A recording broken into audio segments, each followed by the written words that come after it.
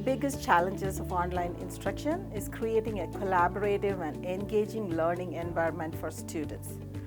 For underrepresented and minority career and technical educational students, online learning can present even more barriers than those found in the traditional classroom.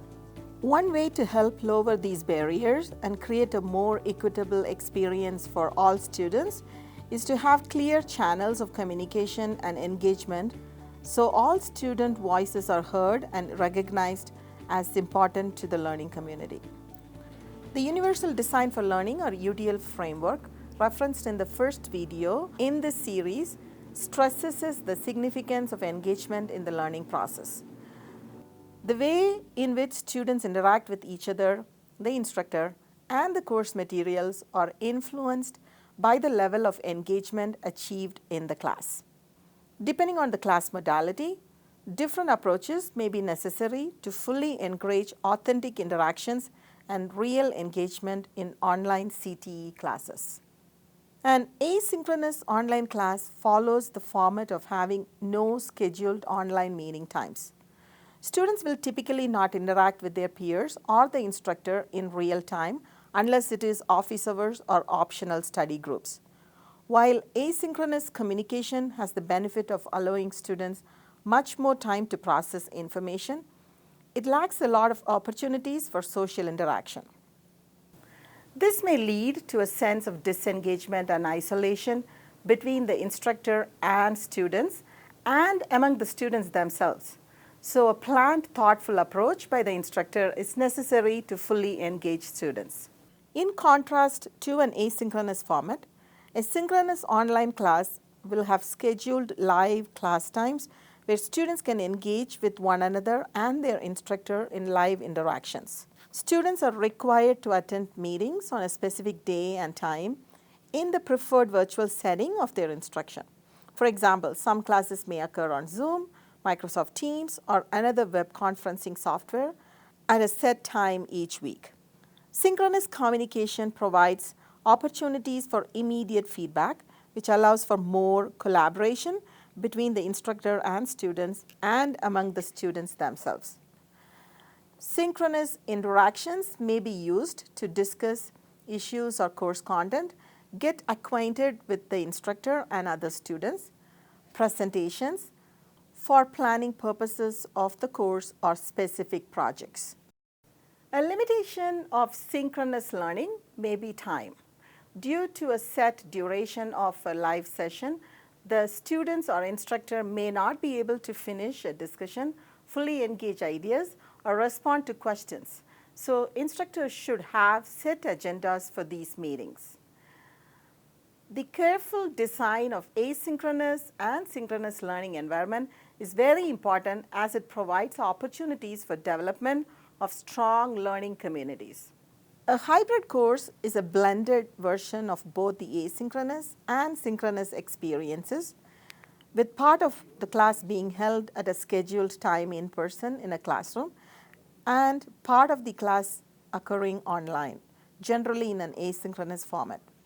The hybrid modality is often used for CTE and STEM courses, where students will work at their own pace asynchronously online and then meet in person at scheduled regular times to perform labs and practice hands-on training. In fostering a collaborative and engaging environment, instructors should encourage contact and communication between students and faculty and emphasize cooperation and reciprocity among the students themselves. Also, considerable time and effort should be paid to developing what is referred to in adult learning theories as instructor presence. Instructor presence can be understood as being the degree to which your instructor in an online environment feels like an actual, real person who's serving as a guide and teacher. Without instructor presence, students become disengaged because they feel isolated and may feel as if their course is being run automatically by an algorithm rather than another invested and involved human being. For students, the more an instructor is perceived to be real, reachable person, the more likely a student will seek help or guidance and benefit from feedback. Hi everybody, I just wanted to make an introduction video. A simple way to introduce yourself and start creating a strong instructor presence is to have a welcome statement in your syllabus where you introduce yourself and give students some information about your specific teaching and communication style. This will help prepare them for the course and your particular methods of outreach and communication. Another way to create a strong instructor presence in an online course is to develop and maintain a consistent outreach strategy to students throughout the duration of the semester. Depending on the course modality and the tools available through your institution's learning management system, this can be as simple as sending a class announcement or email at the beginning of each new week or lesson. For example, an instructor of surgical technology would send a brief email at the beginning of each new lesson outlining the lesson's content and assignments and extending virtual synchronous office hours to students. Another way to touch base with students could be to send out consistent video lesson overviews. This allows students to view your personality and non-verbal cues, which can help to humanize you and make you more approachable. Another strategy that can be used to foster instructor presence, and one that is especially beneficial for removing barriers for students of color, is to provide timely, specific feedback to assignments. Students cannot benefit if feedback is provided too late. For example, giving feedback on a practical nursing exam 2 weeks after the unit test is probably not beneficial to the student. Lack of timely feedback can create a disconnect that erodes the student's sense of engagement. Feedback must be timely to be effective. Additionally, for students of color or linguistically diverse students, not only should feedback be timely and actionable, it should be delivered in a manner that reduces stress and provides support and guidance. Actionable feedback refers to the degree in which a student can take defined steps to improve their performance. In other words, the feedback is instructive rather than just evaluative. In this way, personalized feedback can be a powerful tool not only for success with students' comprehension, but also for building a relationship between instructor and students, where the instructor can be viewed not just as a teacher, but also as an ally in the student's learning process. Equally as important as instructor presence and providing timely feedback is creating an online learning community for the students themselves to promote positive learning outcomes and increase student satisfaction with the learning experience. Students challenge each other through critical reflection and exchange of ideas, which results in growth and learning.